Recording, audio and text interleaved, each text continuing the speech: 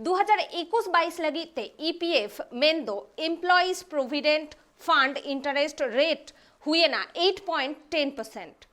गेल सेरमारे नोआ रेट गे जोथोखन कोमा नोआ कार्डेर को हतावा कदा ईपीएफओ सेंट्रल बोर्ड रेन ट्रास्टी को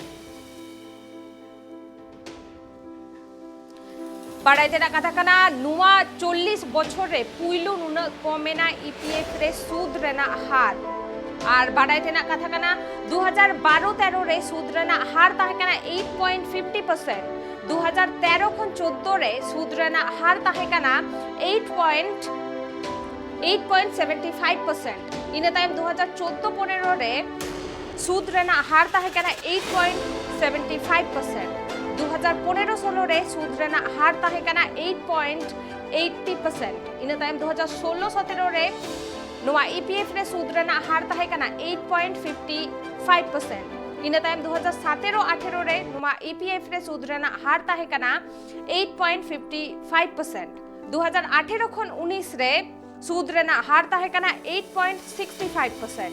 इन टाइम 2019-20 रे सूद रेना हार ताहे कना 8.50%। इन तायम 2020-21 रे ईपीएफ रे सूद रेना हार हुइले ना 8.50%। इन तायम निय सेरमा जोतोखन कम 2021-22 रे 8.1%।